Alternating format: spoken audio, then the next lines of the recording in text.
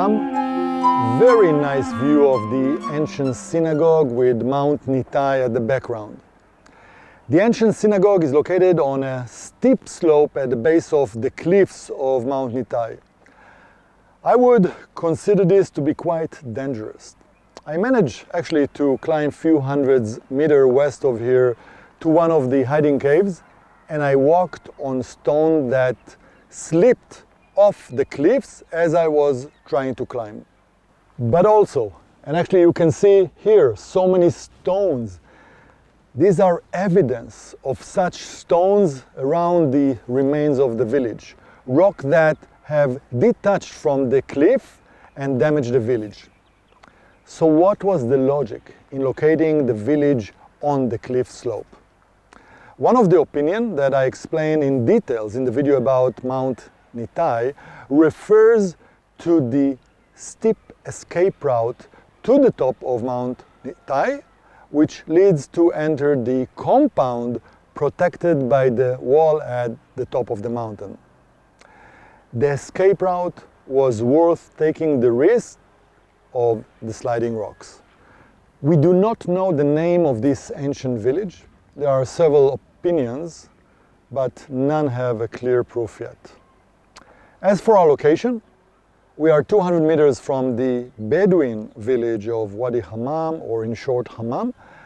Our Bell Cliffs are 700 meters south of us, and they are just opposite of Mount Nitai Cliffs. We are also located 2 kilometers from the ancient village of Arbel and 2 kilometers from the shores of the Sea of Galilee.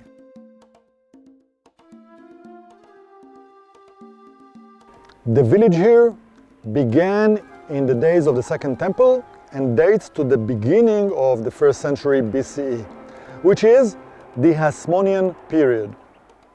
In addition to the archaeological evidence, we have also external evidence, such as the book of the Hasmoneans and books by Josephus Flavius. From those books, we learned that Judas Aristobulus, son of John Hyrcanus from the Hasmonean dynasty, conquers back the Galilee in 103-104 BCE, among other places. So there is a good correlation to the establishment of this village at that time. As we progress to the 1st century, there was an event of destruction sometime between the year 125 and 135. Most likely, it is related to the Bar Kokhba revolt, which was between 132 and 136. And probably there were also fighting events in Galilee related to the revolt. As the camera zooms out, you can see previous layer of the village prior to this destruction. Following the destruction, the place was abandoned for several generations, and clear sign of resettlement at the end of the 2nd century or the beginning of the 3rd century were found here. This village reached its peak in the 3rd to mid-4th century. The synagogue in its current version belongs to the middle of the 3rd century, and at this point its main features are the mosaic floor and a new array of benches made of basalt. The seating arrangement in the hall is organized in 2 rows. Along the west, north and east walls. If we consider 50 centimeter seating width per person, then the capacity of the benches reached 180 people, a respectable amount. The axis of the synagogue is north-south, with the south facing Jerusalem, and the entrance was through a single opening in the south wall. Notice the 2 pillars at the north side. Their cross section is hard. This is the one facing west-north. It is a common design in buildings with 3 columns, and we saw the same heart shape in Arbel ancient synagogue. This is an interesting room. It was a study room based on the sitting arrangement. It has similar aspect to the study room in front of the ancient synagogue of Magdala, not too far from here. The remains of the mosaic floor can be seen in the picture. From the end of the 4th century, it can be seen that the repairs of the synagogue structure become less quality, including large parts of the damaged mosaic floor were replaced with a simple plaster floor, which indicates a declining community with limited resources. The size of this village with its farmland is estimated about 30 to 40 dunams, which is approximately 7.5 to 10 acres. It is considered a large village in the Roman period, since the average size of a village in the Galilee or Golan in that period was 20 dunams or 5 acres on average. So, what was the source of income for the village residents during the Mishnah and Talmud period from the 2nd to the 5th century? 2 oil mills were found around us. One is just in front of the camera. We see the crushing wheel used to crush the olives. The crushing wheel rod was usually attached to a donkey or a person, so to rotate it.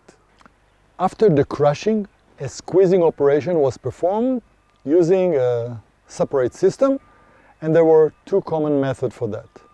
One is a direct pressure screw, and the other is using a wooden beam and weight, as used here.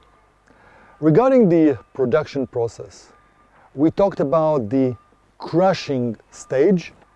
The outcome is crushed olives that have been transferred to what is called in Hebrew a kalim. They are baskets braided with rope or fibers. The baskets were smeared with crushed olives and they were placed on top of each other, and in this case the extraction to produce the oil was carried out with a heavy wooden beam that rested on the baskets, while large stones, and actually you can see them very nicely here, contribute as a weight to the pressure. In this operation, the baskets were used as a strainer. The oil and water dripped out while the kernels, peel and other debris that got stuck between the olives remained inside the baskets. This waste was referred to in the Mishnah as gafet and was used for animal feeding and heating as well. The squeezed oil leaked into an oil collection pit. After several days in which the oil floated above the water, the liquids were separated into different vessels. Let's discuss for a minute the income that such a village could generate in that period, almost 2,000 years ago. Let's do a short exercise just to provide a high-level view of such a village income. So let's assume that 24 dunams or 6 acres of the village farmland were allocated to growing olives. Now, in each dunam there are, say, 36 trees that will yield on average 1.2 tons of olives. So 24 dunams or 6 acres will yield 28.8 tons of olives. Using a common conversion ratio of 15%, we can produce approximately 4.3 tons of oil every year. Regarding numbers, it can be learned that in the Mishnah and Talmud period, somewhere between the 2nd and 5th century, revenues from oil production were doubled those produced from wine in Israel. Also, for the same volume unit, the price of oil per liter was higher than the price of a liter of wine. A similar situation existed in Rome itself. Diocletian edict from the year 301. This is an economic plan of Diocletian, whose goal was to fight inflation that increased in the Roman Empire throughout the 3rd century and set maximum prices for various products. From this edict, we learn that a pint of regular oil cost 12 dinars, while the same amount of regular wine cost 8 dinars. At this point, we have good explanation on why the residents of Galilee and Golan regions invested in olive groves and on such a large scale. Another important source of income was fishing. Many lead weights of fishing nets were discovered here. So the second source of income was fishing in the Sea of Galilee, which is 2 kilometers away, and you can see it in the background. It's about half-hour walk along the Arbel Brook.